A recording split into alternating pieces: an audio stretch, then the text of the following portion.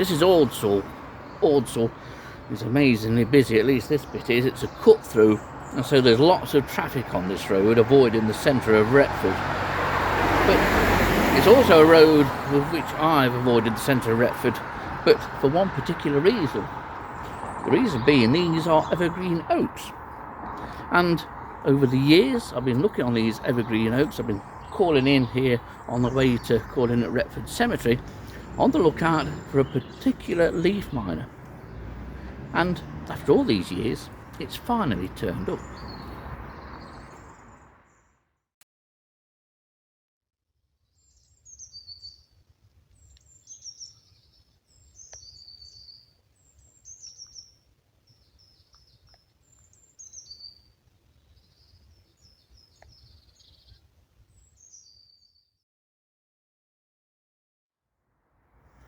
Well, I've parked the car on a side street and I've found that it's just as noisy, although we appear to be in a quiet spell, so I'll be quick and I'll be brief before we move on to Retford Cemetery itself. But the trees in question and the evergreen oaks, up until this year, have never held the minds of Ectodemia herringella.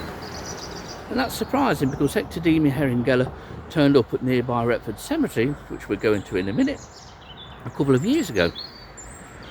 These trees here, of which there are 3 or 4 roadside trees, have always remained free of it. Now they're positively covered in the leaf mines of Ectodemia herringella. And as I film this now on the 2nd of February, these mines are still containing the caterpillars. The caterpillars are still active and still growing. I'll move quite shortly because I'm no doubt worrying the locals, and the local bobbies will probably turn up wondering why I'm filming for one thing and what I'm filming the next. But the leaves, as I mentioned, are now copiously covered in the mines of Ectodemia herringella. I thought that by now herringella would have finished, but I think the cold spell that we've had in the first half of January has probably held these up a little bit. But the main reason I'm going to Retford Cemetery is not only to check the tree there for the mines of Ectodemia herringella, but there's a possibility that we have yet another species which mines the leaves of evergreen oaks. And that's a species which I only know from a couple of sites in the very south of Nottinghamshire.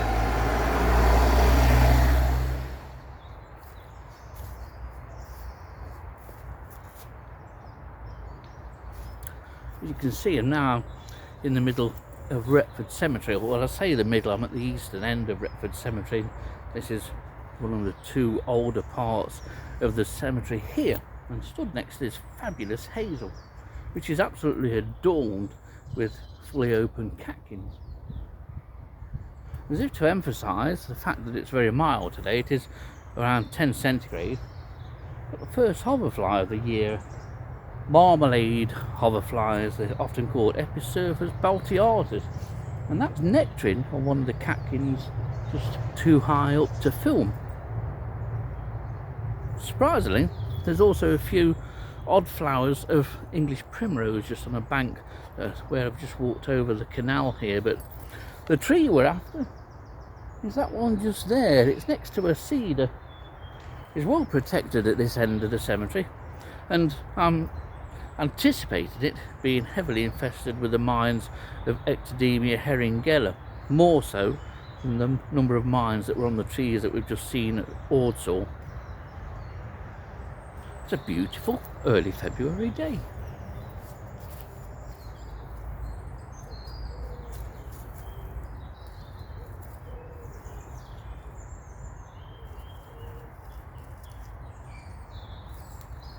Well, the evergreen oak here is, as I thought it would be, quite heavily infested with the mines of Ectodemia herringella.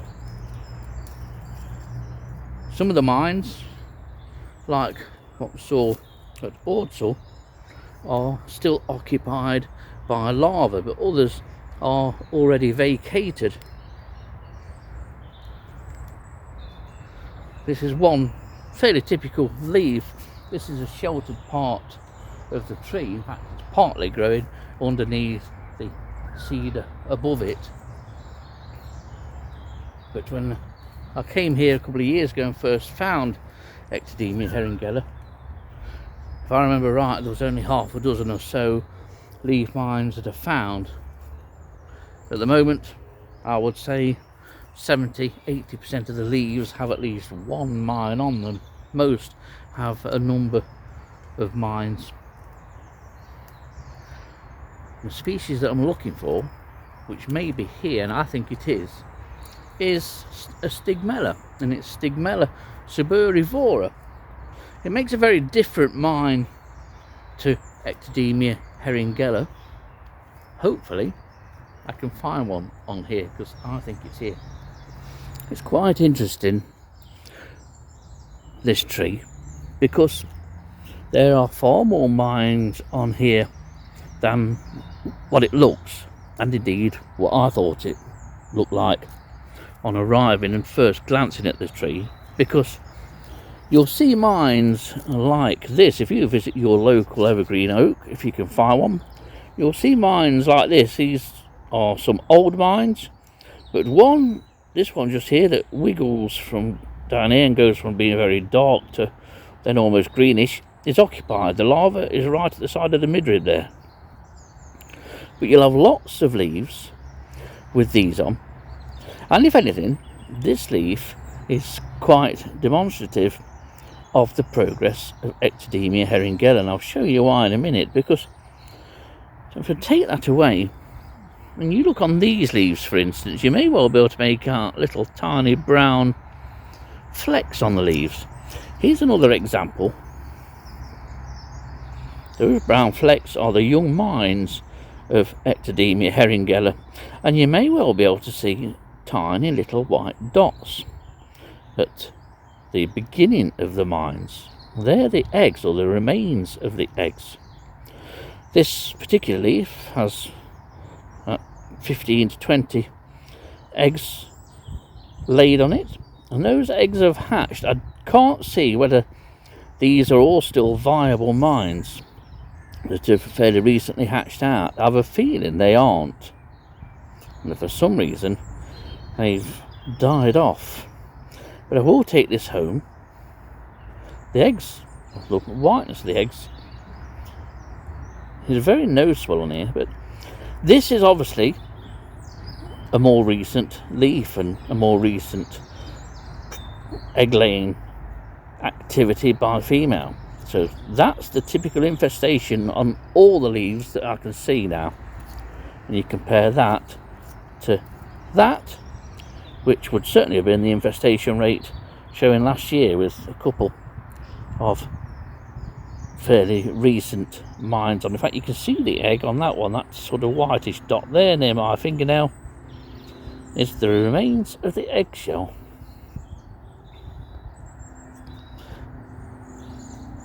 So, clear evidence of how the infestation rate of Ectodemia heringella has moved from this kind of rate last year to this kind of rate, 15 to 20 mines per leaf in 2023-2024.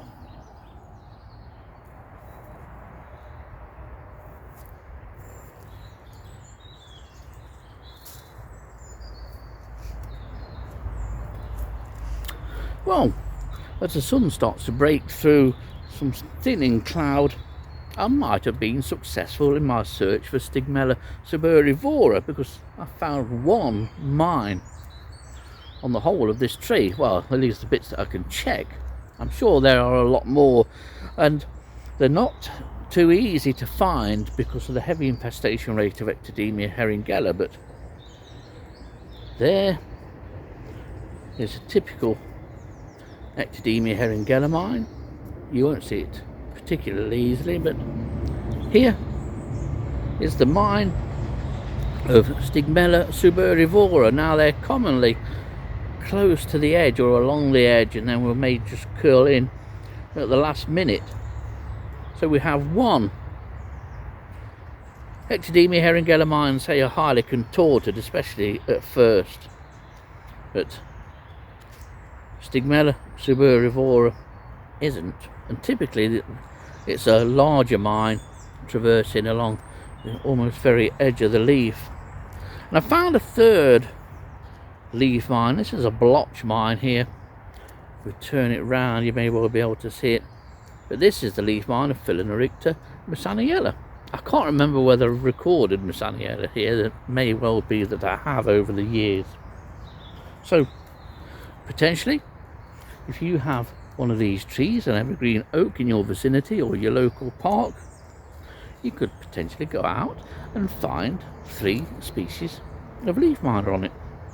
Now, before the season kicks in, there's quite a lot to find out and about in these early months of the year, and the finding of Stigmella suberivora is significant on a Nottinghamshire level, because it means that the moth is almost the length and breadth of Nottinghamshire now.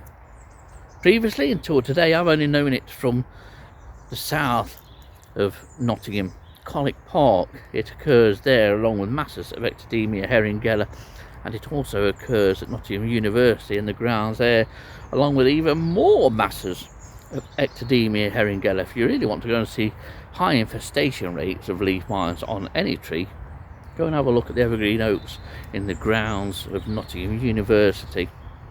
The leaves are chock full of leaf mines. So a success here at Retford Cemetery in locating 3 mines, but in particular Stigmella suberivora, which has moved considerably further north in Nottinghamshire.